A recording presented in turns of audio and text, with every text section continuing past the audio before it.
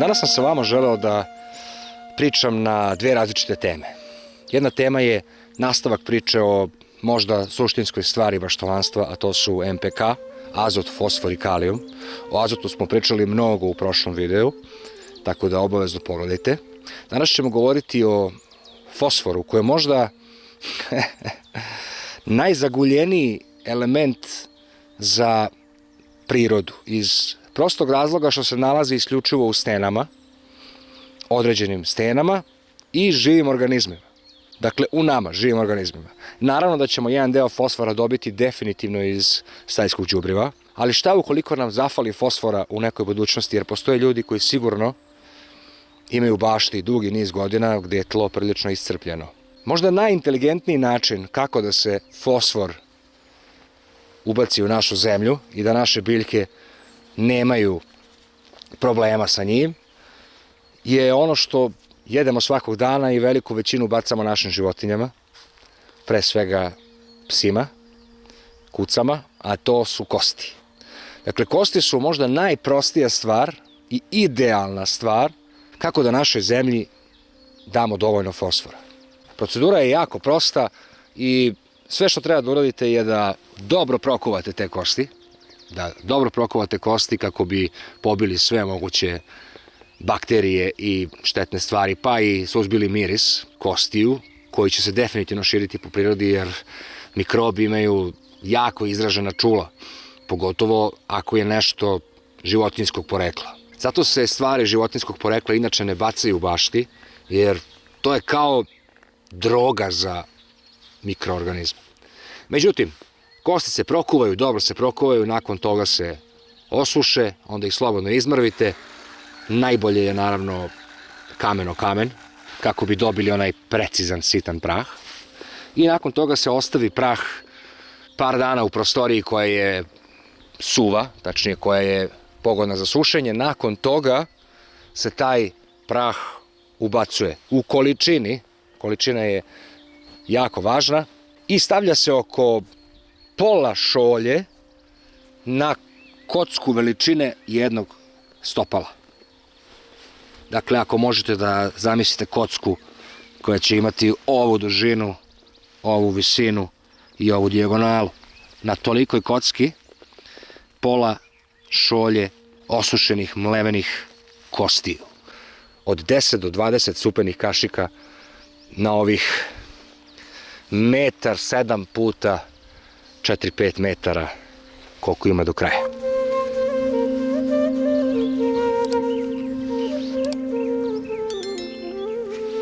Ono što je također jako važno da se zna je što je sada pravo vreme za one koji žive na severnoj hemisferi i sada imaju zimski februar, kraj zimskog februara, sada je pravo vreme da se prosušene samlevene kosti ili čist fosfor, kvalitetan fosfor za naše biljke, pobaca po bašti, jer mlevenim kostima treba oko 4 meseca u tako samlevenom stanju da se kompostiranjem pretvore u momentalno dostupni fosfor za našu biljku. Dakle, ako je sada početak marta, imamo mart, april, maj, juni, dakle u junu kada već biljke počinju prilično da rastu, imaće dostupan fosfor, koji je jedan od 3 najvažnija elementa za razvoj naših biljaka. Gdje je moj lepi pas? Gdje je moja lepa kuca? Jedan od razloga zašto snimam ove moje čudne leje u mojoj novoj bašti, kao što vidite, usmerio sam ih po ovoj dijagonali, jer zapravo sunce izlazi tamo, ide tačno po linijama moje bašte, kako bi svaka biljka bila osunčana od strana sunca. Kada bih išao suprotno, posljednji red biljaka bih uvek ostavljao u hladu. Dakle, vidite da vaše dijagonale, vašeg reda sadnje, budu blago iskošene u odnosu na putanju sunca. Evo, ovo je sada putanja sunca, a ovo je moja dijagonala. Jer ako se stavi baš po idealnoj putanji sunca, opet bi ove krajnje biljke bile zasenčene u periodu jutarnjeg sunca, a one tamo u periodu zalazećeg sunca. Dakle, najbolje je da vašu dijagonalu pomerite odnosno na sunce tek za ovoliko, evo, samo malo. U prošlom videu govorili smo o najboljim azot fiksatorima na svetu. Ruska maslina je jedna od njih. Posadio sam 3 ruske masline i htio sam samo da vam pokažem gde su najbolje lokacije da posadite rusku maslinu. Dakle, lišće ruske masline koji će biti kompost sledeće godine je prebogato azotom. Dakle, najbolje bi bilo da se ona udalji dovoljno udaljeno da ne stvara hlad u bašti i da sveže zeleno lišće kako i sočne bobice ne padaju za vreme sezone u baštu. Dakle, dovoljno udaljeno. Mi ćemo naravno održavati rusku maslinu na način da ona bude veći žbun, a ne visoko drvo. Zašto? Kada opadne lišće, opadnu bobice, imat ćete ih ovde. Dakle, moći ćete da ih samo svučete do ivice bašte i da ih tu kompostirate. Najbolje bi bilo da u tom delu vam se zapravo isliva višak vode, vodena drenaža, neka bude da bi imali vlagu kako bi se kompost što prekompostirao. To je možda najvažnija stvar, udaljenost od bašte, kako bi naravno uštedili vašu snagu i mišiće i kako ne bi se mnogo trošili. Drugo, ruska maslina će razviti jak korenski sistem koji se opet nalazi u blizini vaše bašte i stvarat će ogromnu količinu azota u ovom ovde reonu.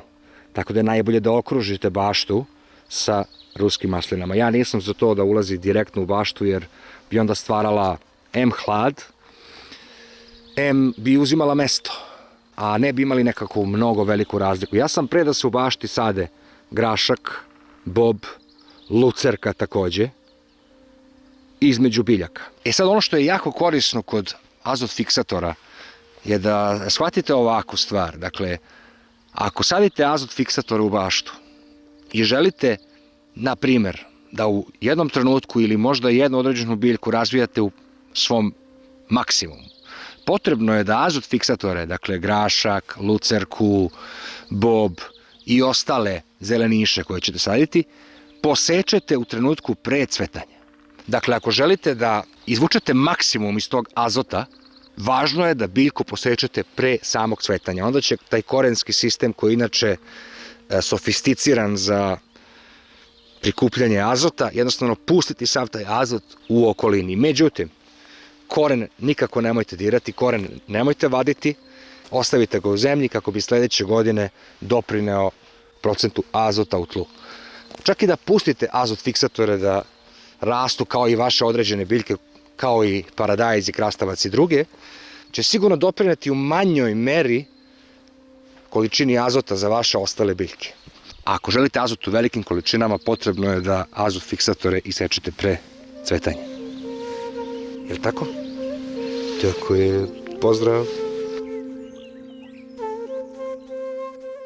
Ako vam se svideo ovaj video, podržite kanal pritiskom na dugme prati, podelite video sa prijateljima i rodbinom, pritisnite zvonce i u padajućem meniju izaberite sve, kako ne bi propustili sledeću objavu. Hvala vam na pažnji i vidimo se uskoro.